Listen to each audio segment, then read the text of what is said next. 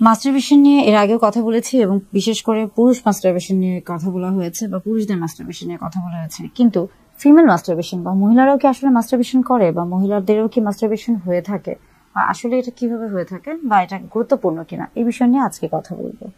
Female masturbation বা মহিলাদের masturbation কেন গুরুত্বপূর্ণ বা কি কারণে হয়ে থাকে। মাস্টারবেশন বলতে আসলে কি বুঝছি? মাস্টারবেশন বলতে আমরা মূলত বুঝছি যে যখন কোনো সঙ্গী বা সাথী ছাড়াই একজন মানুষ যখন তার যৌন তৃপ্তি নিবারণ করছে, এবং অর্থাৎ নিজে নিজে যখন সে তার যৌন চাহিদা বা যৌন আকাঙ্ক্ষাকে নিবারণ করছে এবং যৌন তৃপ্তি বা যৌন সুখ উপভোগ করছে, তখনই তাকে কিন্তু মাস্টারবেশন বলা হয়ে থাকে। এটা যেমন পুরুষদের ক্ষেত্রে খুবই পরিচিত, অনেক পুরুষই বলে থাকেন যে তিনি মাস্টারবেট করে থাকেন, তার মাস্টারবেশনের অভ্যাস রয়েছে। তেমনি আবার মহিলাদের ক্ষেত্রেও দেখা যায় যে মহিলারাও কিন্তু মাস্টারবেশনের সাথে পরিচিত, কিন্তু মহিলাদের ক্ষেত্রে জিনিসটা অন্যভাবে কাজ করছে। যেহেতু পুরুষদের ক্ষেত্রে পুরুষাঙ্গটা শরীরের বাহিরের দিকে অবস্থান করছে, এই জন্য তাদের ক্ষেত্রে কিছুটা সহজ হয়ে থাকে বা কিছুটা তাড়াতাড়ি হয়ে থাকে, কিন্তু মহিলাদের ক্ষেত্রে মহিলাদের যৌনাঙ্গ বা মহিলাদের প্রজননতন্ত্রের বেশ কিছু অংশই কিন্তু শরীরের ভিতরে অবস্থিত, এবং শুধুমাত্র দেখা যায় যে আমরা বলে থাকি যে ক্লাইটোরিস এটা যেমন বাইরে থাকে বা লেবিয়া মেজোরা মাইনরা, এই যে অংশগুলো, এগুলো যেহেতু বাইরে থাকছে, এই অংশগুলোর সাহায্য নিয়ে কিন্তু মহিলারা তাদের মাস্টারবেশন করে থাকে বা তাদের যৌন তৃপ্তি বা যৌন সুখ এটা একাই তারা লাভ করতে পারে। এই ক্ষেত্রে তারা মূলত দেখা যায় যে ক্লাইটোরিসের এই ক্ষেত্রে একটা বিশেষ অবদান রয়েছে, এবং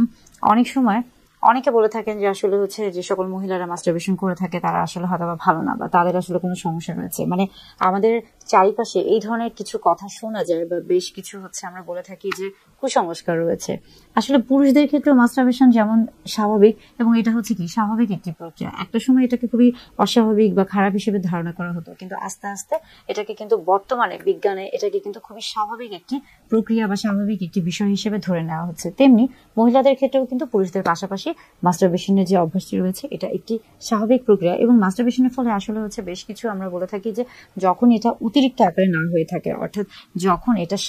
আমরা বলে থাকি যে যখন এটা একটা নির্দিষ্ট সীমার মধ্যে থেকে থাকে, তখন এটা কিন্তু বরং শরীরের জন্য ক্ষতিকর তো না, বরং আরো উপকার হতে পারে। কিভাবে? দেখা যায় যে মাস্টারবেশনের ফলে আপনার মানসিক দিক থেকে আপনি যেমন একটু রিল্যাক্স ফিল করে থাকেন, তেমনি শারীরিক দিক থেকেও আপনি কিন্তু একটা উত্তেজনা বা আপনার এই যে একটা স্ট্রেস ছিল বা বিষাদগ্রস্ততা ছিল, এটা অনেক সময় মাস্টারবেশনের ফলে কিন্তু কেটে যায়, এবং শরীরটা অনেক ক্ষেত্রে দেখা যায় যে আগে যে একটা ক্লান্তি ভাব ছিল বা একটা অস্বস্তিকর ভাব ছিল, সেই জায়গা থেকে একটা অন্যরকম একটা ভালো লাগা বা একটা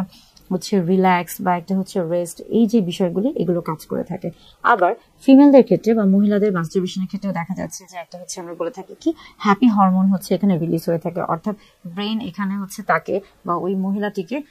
একটা সুন্দর একটা ঠান্ডা একটা আমরা বলে থাকি যে শারীরিক একটা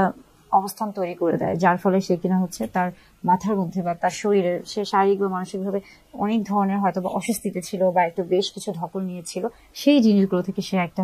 আরাম বা একটা সুন্দর একটা পরিবেশে যেতে পারে। তার বা আমরা বলে থাকি যে বিশ্রামের যে প্রয়োজন রয়েছে, এই প্রত্যেকটা বিষয় কিন্তু আসলে জরুরি, বিশেষ করে মাস্টারবেশন হলে বা মাস্টারবেশন যদি কেউ করে থাকে এবং সেটা যদি অতিরিক্ত আকারে না হয়ে থাকে বা সেটা যদি একটা নির্দিষ্ট সীমার মধ্যে থেকে থাকে, সেই ক্ষেত্রে এটা কিন্তু অনেক ক্ষেত্রে ভালো, এবং এটা কিন্তু আসলেই শরীরের জন্য আমরা বলে থাকি যে এতটা ক্ষতিকর না, যদি না সেটা অতিরিক্ত পরিমাণে হয়ে থাকে। তাই পুরুষদের পাশাপাশি মহিলারাও মাস্টারবেশন করে থাকে, এবং এটা খুবই স্বাভাবিক একটি প্রক্রিয়া।